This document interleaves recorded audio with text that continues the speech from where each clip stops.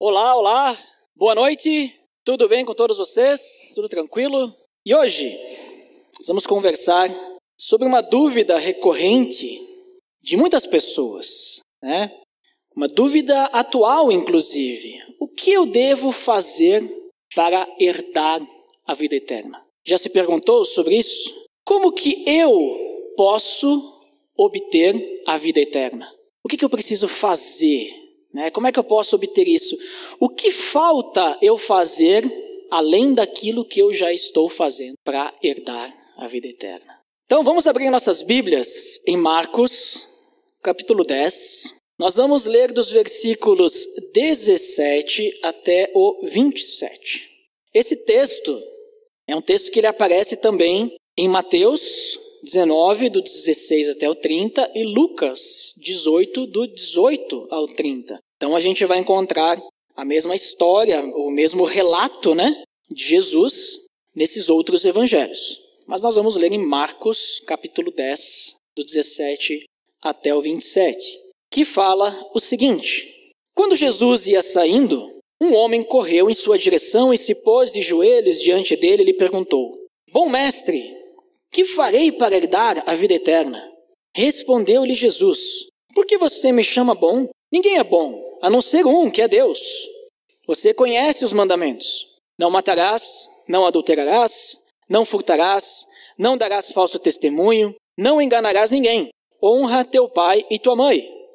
E ele declarou: Mestre, a tudo isso tenho obedecido desde a minha adolescência. Jesus olhou para ele e o amou. Falta-lhe uma coisa. Disse ele: Vá, venda tudo o que você possui e dê o dinheiro aos pobres, e você terá um tesouro no céu. Depois venha e siga-me. Diante disso, ele ficou abatido e afastou-se triste, porque tinha muitas riquezas. Jesus olhou ao redor e disse aos seus discípulos: Como é difícil aos ricos entrar no reino dos céus, no reino de Deus. Os discípulos ficaram admirados com essas palavras. Mas Jesus repetiu: Filhos, como é difícil entrar no reino de Deus. É mais fácil passar um camelo pelo fundo de uma agulha do que um rico entrar no reino de Deus.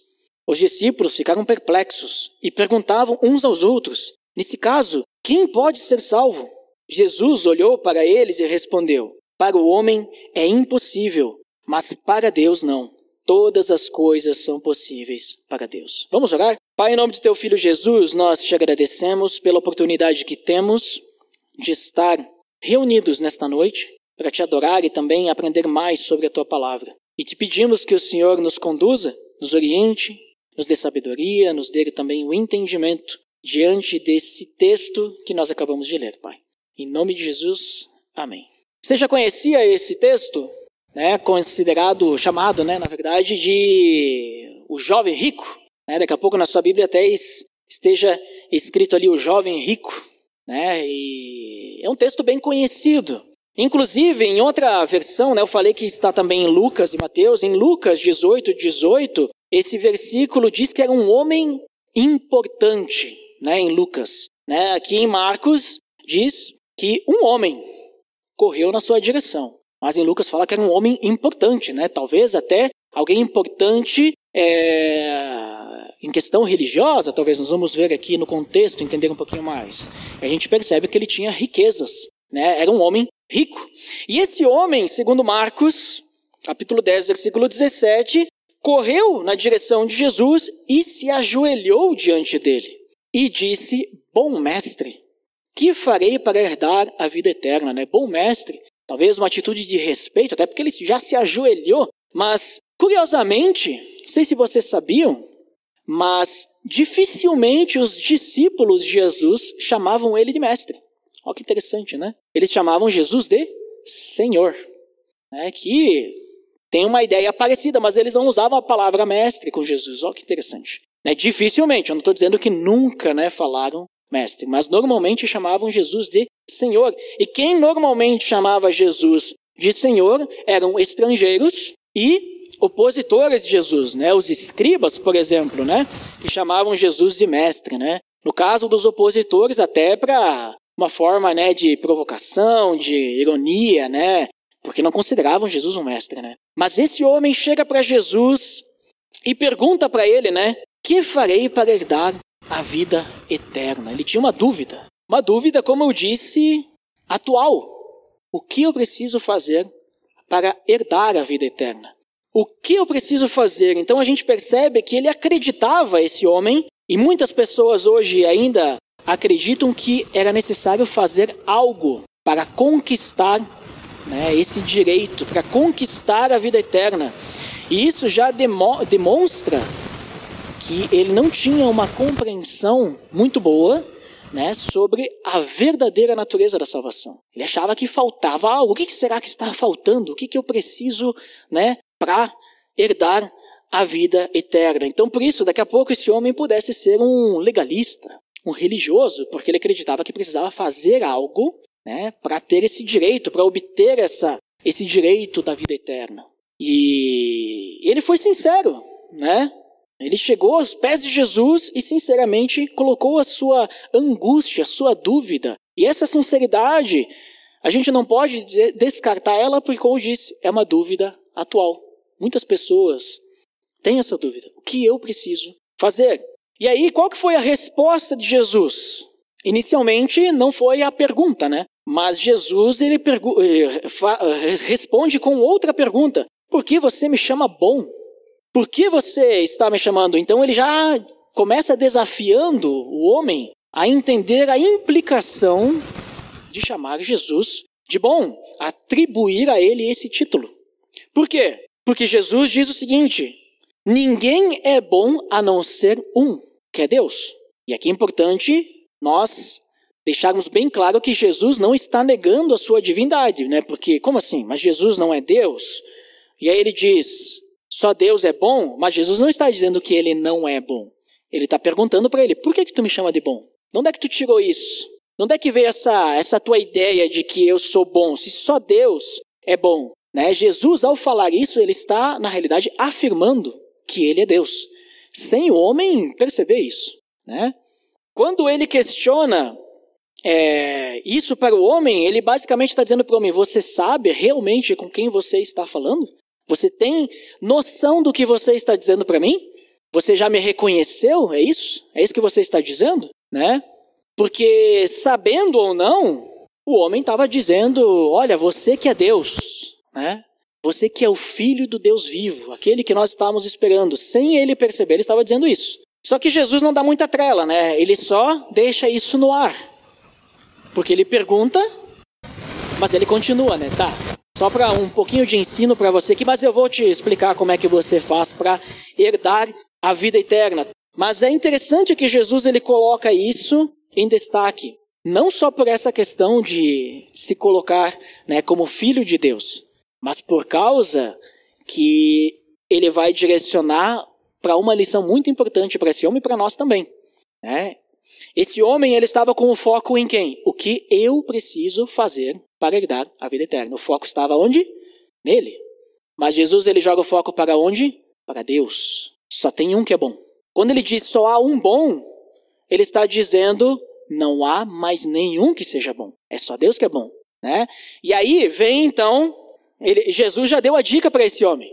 E esse homem poderia ter se saído melhor na próxima vez que ele fala.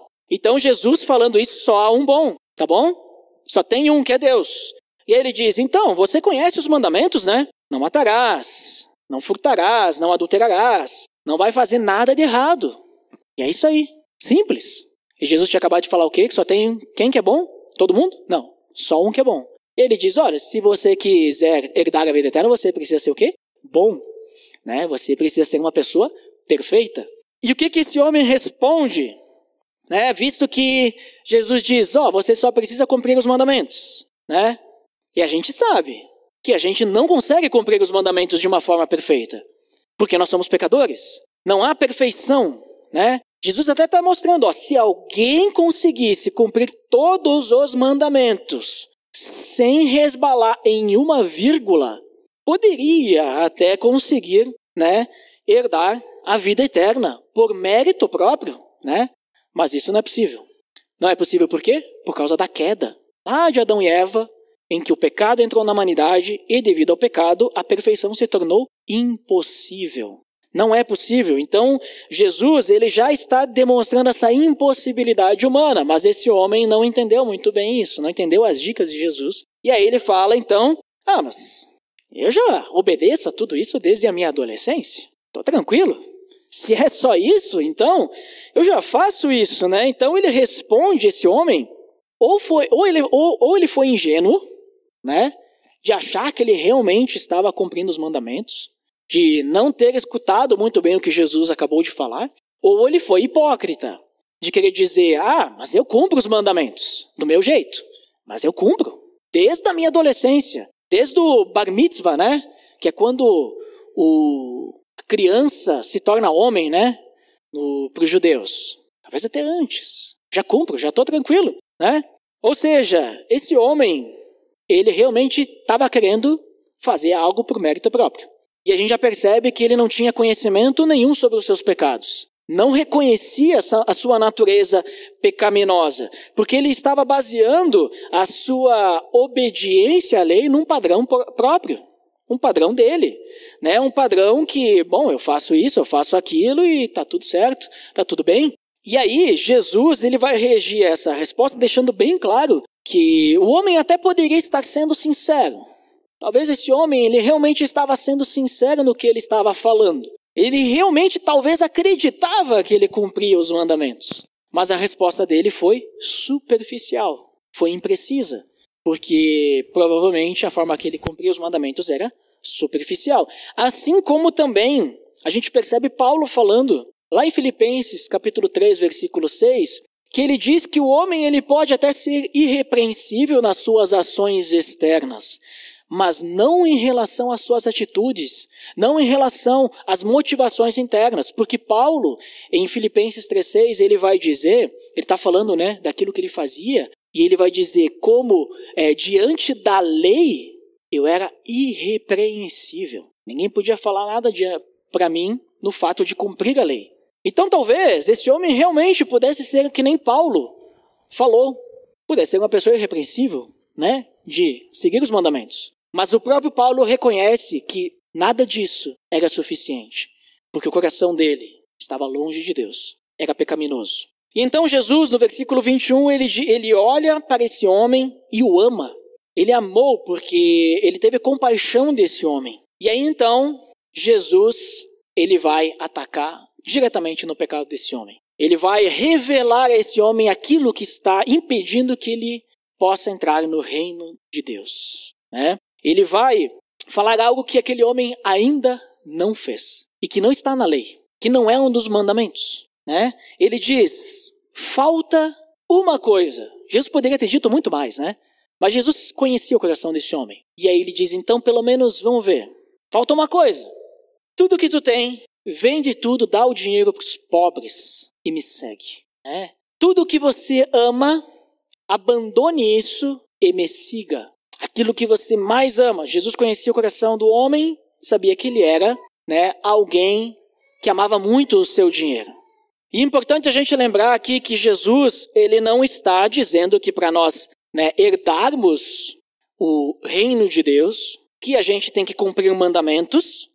Tá?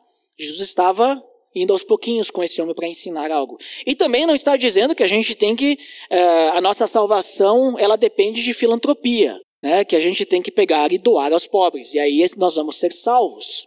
Percebam a nuance. Jesus não está tratando aqui de dinheiro, mas ele está tratando daquilo que esse homem ama. Daquilo que é mais importante para ele. E daqui a pouco você pode começar a identificar aquilo que você mais ama. Talvez não seja o dinheiro, mas seja outra coisa.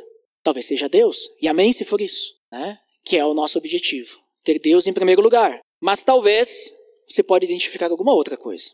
Porque Jesus ele está aqui expondo o coração desse homem. Ele está colocando, mostrando, revelando aquilo que estava escondido, que ele estava talvez querendo esconder, ou que ele nem estava percebendo. Revelando como ele estava falhando em amar a Deus em primeiro lugar, acima das suas, no caso dele, das suas posses. E ele chama esse homem então a seguir ele. Siga-me. Depois disso, vem e me segue. Siga-me. Ele desafia então esse homem a abandonar tudo o que ele tem e colocar Jesus em primeiro lugar na sua vida. Só que esse homem, infelizmente, ele escolheu a sua riqueza, ao invés de seguir a Jesus. Revelando o que é uma falta de fé, né? Uma fé genuína, que é só a fé genuína que vai nos levar a entregar tudo para Jesus, entregar tudo para Deus, todas as partes da nossa vida. E aí, analisando, nesse caso, a história deste homem, o que significa o dinheiro para você? O que são os bens materiais para você, né? A gente tem que remover todas as barreiras que ficam entre nós e Deus. E se o dinheiro é uma barreira para você, né, não digo que você tem que vender tudo e dar aos pobres, não é isso. Mas você tem que deixar isso em segundo lugar. Em primeiro lugar, tem que vir Deus. Talvez seja outra questão, né? Talvez sejam os bens, né? Que nem, será que você estaria disposto a renunciar à sua casa, o seu carro, o seu emprego, aquilo que te traz o sustento? Você estaria disposto, talvez, a renunciar o nível de vida que você está levando hoje? Ou renunciar, talvez, uma possibilidade de ser promovido? Você estaria disposto a renunciar isso para colocar Deus em primeiro lugar? Você estaria, talvez, disposto a renunciar vícios? Renunciar amizades? Talvez até mesmo família, para colocar Deus em primeiro lugar? São coisas para a gente pensar, porque Jesus poderia estar falando conosco. Nós poderíamos estar conversando com Jesus e dizendo: o que eu faço para herdar a vida eterna? E Jesus poderia estar dizendo para cada um de nós coisas que nós estamos colocando em primeiro lugar hoje. Talvez Jesus pudesse dizer, assim como ele falou para aqueles pescadores que se tornaram seus discípulos: larga tudo o que tu tem aí e me segue. Larga o teu emprego e me segue. Talvez Jesus estivesse dizendo assim, daqui a pouco, se você é um empresário, estivesse dizendo: deixe de fazer os negócios como você está fazendo e comece a fazer do meu jeito. Não largue a sua empresa, mas comece a fazer de um jeito diferente. Entendem? Jesus, ele quer ser o primeiro no nosso coração. Ele tem que ser a prioridade. Temos que remover todas as barreiras que nos impedem, né, de servir a Cristo de uma forma completa. A questão é a gente se perguntar diariamente: será que Jesus é meu Senhor ou ele é meu servo? Porque às vezes nós queremos tratar Jesus como servo. Eu não quero seguir os planos de Jesus, os planos de Deus. Eu quero que ele siga os meus planos. Muitas vezes a gente age assim, né? A gente coloca os nossos planos na frente e a gente quer que Deus siga os nossos planos, e não nós seguirmos os planos de Deus. O que realmente Deus quer é que a gente confie nele, que a gente entregue tudo para ele, para que ele seja a nossa segurança, a nossa identidade. Não que o dinheiro seja a nossa segurança. Não que a minha profissão seja a minha segurança ou a minha identidade, né? Às vezes a gente pergunta, e eu falei muito isso, né? E talvez eu vou acabar falando ainda. Ah, mas e o que tu é? Aí a gente fala o quê? A profissão, né? Filho de Deus, servo de Jesus Cristo, nunca vem em primeiro lugar, né? Já pararam a pensar? E o que tu é? Eu sou filho de Deus. Aí depois pode vir outras coisas. Sou, sei lá, marido, sou filho, sou esposo, sou pai, e sou, né, bota carreira profissional. Mas normalmente o que a gente fala é o que a gente faz, né? Ah, eu sou empresário, eu sou médico, eu sou trabalho com RH, mas não perguntei o que tu trabalha, eu perguntei o que tu é, né? Quem é você? E a gente coloca isso como sendo a nossa identidade, né? Então, nós precisamos confiar em Deus para que ele seja aquilo que nos traz segurança. Ele seja a nossa identidade. E a resposta, então, para esse jovem rico, né? Como tem mas esse homem, um homem muito importante, um homem rico, era: vem e me segue. Teu dinheiro vai te atrapalhar. Só vem e me segue. É isso que você precisa para herdar a vida eterna. Estava aqui a resposta. Era um chamado à fé. E Jesus, ele quer isso da gente também. Ele quer que a gente entregue tudo para ele. Que a gente realmente entregue a forma como a gente administra a nossa casa, como a gente administra as nossas finanças, como a gente administra a nossa empresa, como a gente cria os nossos filhos, como a gente se relaciona com as outras pessoas. Ele quer que a gente entregue isso para ele. E que a gente coloque ele em primeiro lugar. Que a gente possa glorificar a ele com todas essas coisas, com os nossos recursos, com as nossas posses. Que a gente possa honrar a ele com todas essas coisas.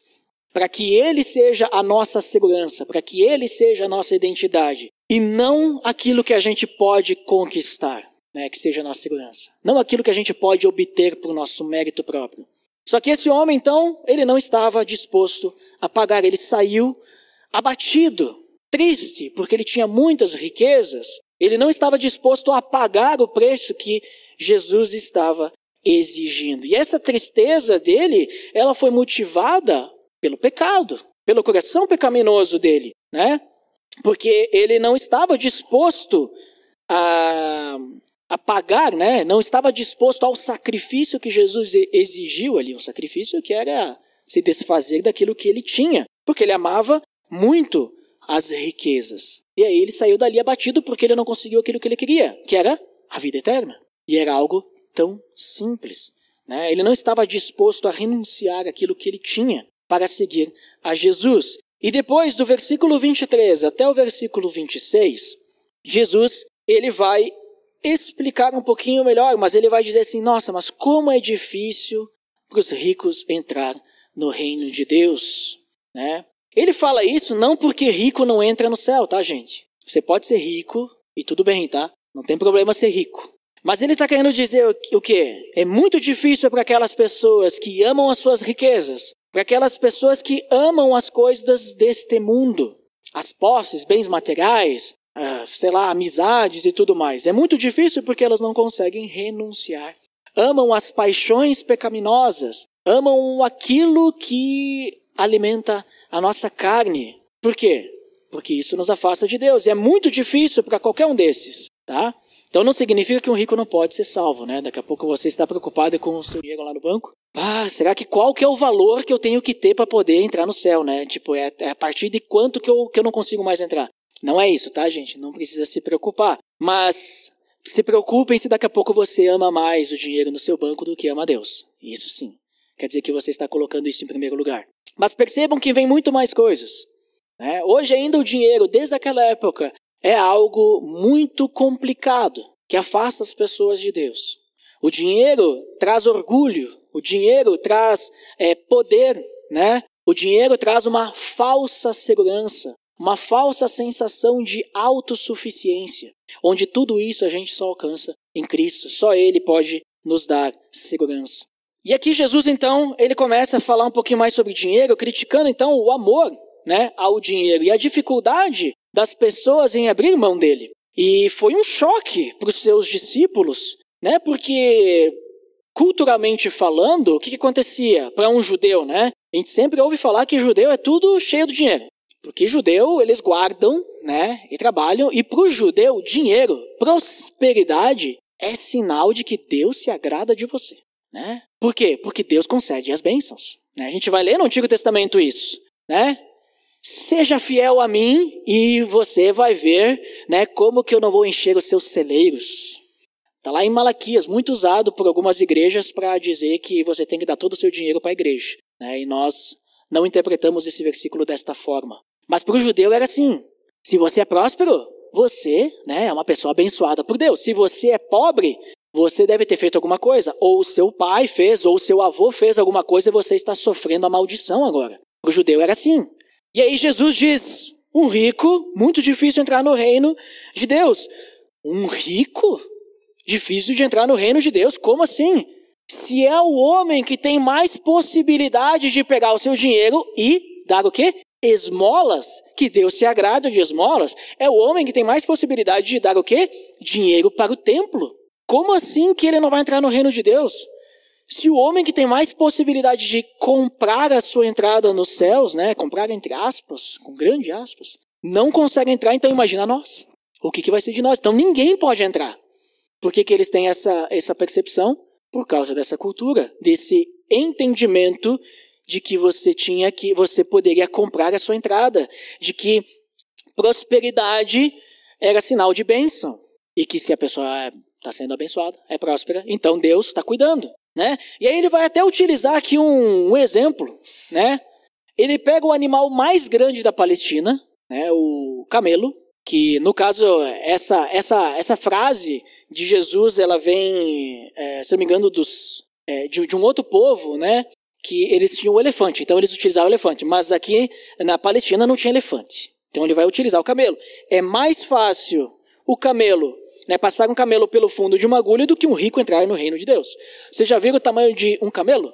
né? O camelo é alto, bem grande. Você já viu o tamanho do buraco de uma agulha? Não vale ser uma agulha de crochê, uma agulha mesmo, né? Às vezes a gente não consegue nem passar a linha de tão pequeno. Passa um camelo, né? Algumas pessoas tentam achar interpretações para isso, dizendo não, porque a agulha era uma das portas da cidade de Jerusalém. Não se viu nenhuma porta que se chamava agulha. Aqui Jesus ele está sendo realmente enfático em demonstrar que é impossível, assim como um camelo é impossível passar pelo buraco de uma agulha, é impossível para o homem entrar no reino de Deus por mérito próprio, por causa do seu dinheiro, por conta própria, ou fazendo boas obras, né, como os ricos faziam, ou dando dinheiro para o templo. É impossível. Jesus ele está dizendo isso. É impossível. Por isso que os discípulos, né, entendendo que os ricos eram os mais, vamos dizer que tinham mais possibilidades, se é impossível para um rico, então quem pode ser salvo? Quem pode ser salvo se nem mesmo os ricos que têm as suas riquezas e tudo mais podem, né?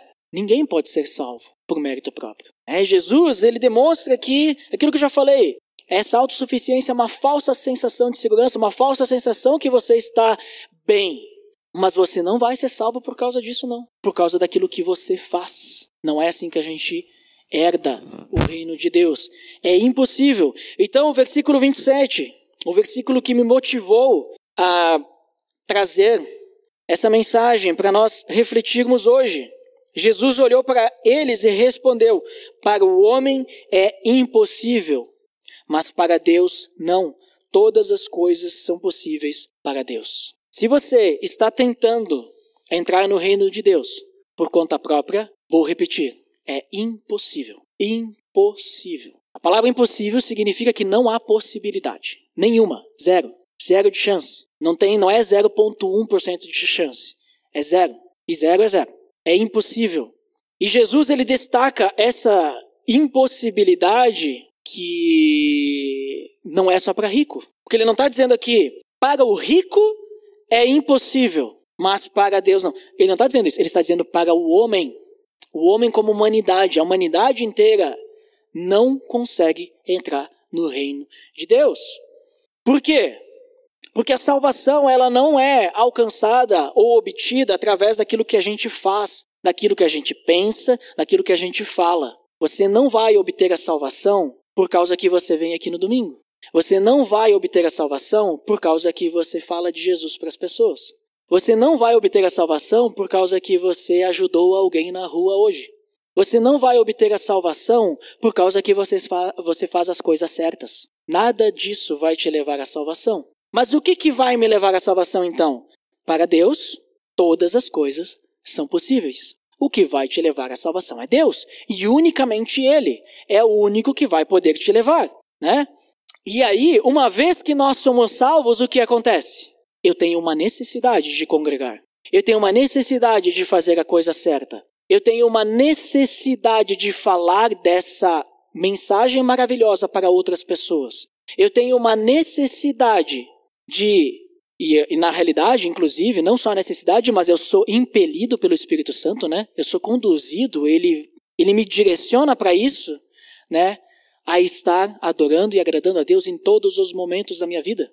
Ser uma pessoa mais parecida com Cristo. Ser semelhante a Cristo. Então, se você pensa assim, daqui a pouco você pensa em, eu tenho que ir no domingo lá, né? Porque disseram que tem que ir. Se você já tem algo assim no seu coração, reflita se daqui a pouco você realmente entregou tudo a Jesus. Porque talvez você está vindo aqui pensando que isso vai fazer te aproximar de Deus e você vai chegar aqui e simplesmente você vai participar aqui, vai aprender coisas novas e tudo mais, mas faltou algo que ficou lá fora, que foi aquilo que te trouxe para cá, que foi o Espírito Santo, que foi a tua necessidade, foi a tua própria salvação.